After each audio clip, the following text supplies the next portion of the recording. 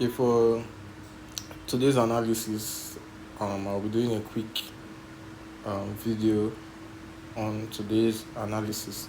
From yesterday, price has been creating higher highs and higher lows. Price has been creating higher highs and higher lows from yesterday, creating multiple break of structure. The price has been creating multiple break of structure since yesterday.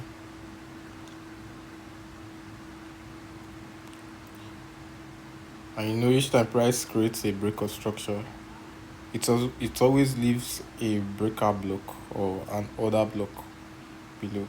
You see, price did a break of structure up to this point here, and from the previous video, if you remember from the previous video, I told you that once price creates a break of structure, it must always come back to retest on a breaker block or an order block.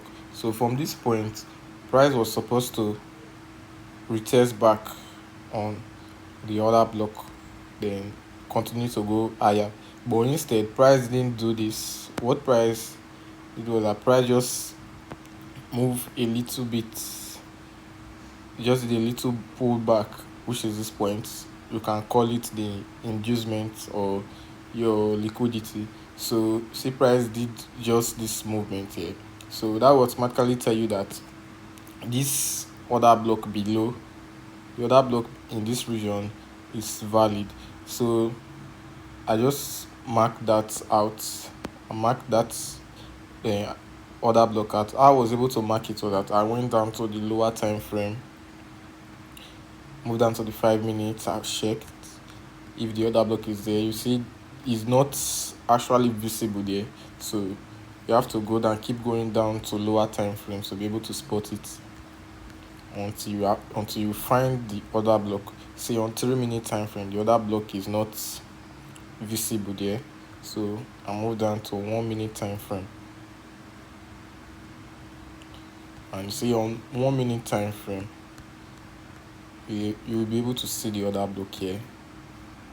On 1 minute time frame, this is the order block. So I quickly mark the beginning of the order block as my point of interest. So when I opened the chart today, all I was looking for was sales. I was looking for a market structure shift. Then I'll use that to take sell positions, or I'll use it for sell opportunities. So from yesterday, after this inducement here, after this inducement yesterday, just signify as IDM for inducement. See, after this inducement yesterday, you see from that region, price was creating multiple higher highs and higher lows. So you just have to follow the trend. You don't have to trade against the trend. You always have to follow the trend. So you see from here, it was creating multiple higher highs and higher lows up to this region here.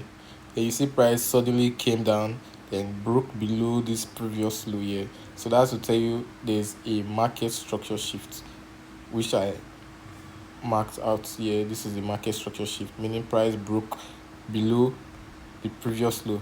Price broke below this previous low. So that's to tell you this uptrend is not valid anymore, and price is gonna go for a downtrend. So after the market structure shift, what's next? After the market structure shift, what next? See, I went to mark out my order block, because once price does a market structure shift, it must always go back to retest on the order block or breaker block.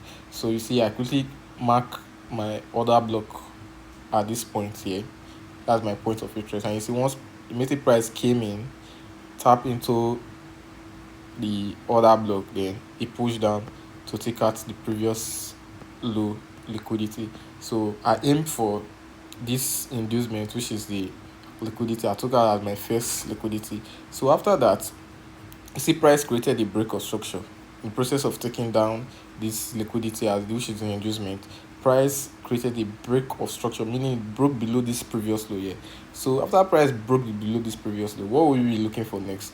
We'll be looking for sales, meaning you'll be looking for either an order block or a breaker block. So after I saw this break of structure, what I did, I moved down to the lower time frame. First move down to the 5 minute time frame, and you see from this region here, you see an order block. What is an order block? There are blocks that are created when big institutions that are already involved in the market, or big firms that are already involved in the market, so they leave that order block as a point of interest for those who will be willing to follow that particular trend. So, and what's a breaker block? A breaker block is an order block that didn't play at all, an order block that got violated. So if you look now, this is an order block here. That's an order block. Me mark it out very well. That's an order block. This stuff here is an order block, and you see from this order block now, price was supposed to retest on it. If you should trace it back now, price was supposed to retest on top of the order block. Price was supposed to retest on top of this order block, then push to the upside to take out this previous high here. But instead, price didn't do that. So you see price came down, broke below the order block. So that's to tell you the order block is not valid anymore. So it has automatically turned into a breaker block. That's why you see I use this blue line to mark below the order block. Then I wrote BB, which is this, meaning breaker block. So you see immediately price came in, tap on the breaker block, push to the downside again to take out previous liquidity. Push to the downside to take out previous liquidity at this point here. So, and from the video yesterday, I mentioned that once price use a breaker block, if there's an order block, price must always go back to use the order block. Meaning, after price use a breaker block, it must always go back again to use the order block. So, how will I be able to spot this order block now? I have to go to higher time frames. So, I move to 15-minute time frame. On the 15-minute time frame, in 15-minute time frame, you can see clearly here, this is the order block here. So I quickly mark the beginning of the order block, then I put my entry there and my stop loss just a few pips above that point there. Stop loss just a few pips above that point there, and you see immediate price came in, tap on the order block, it pushed to the downside again, took out this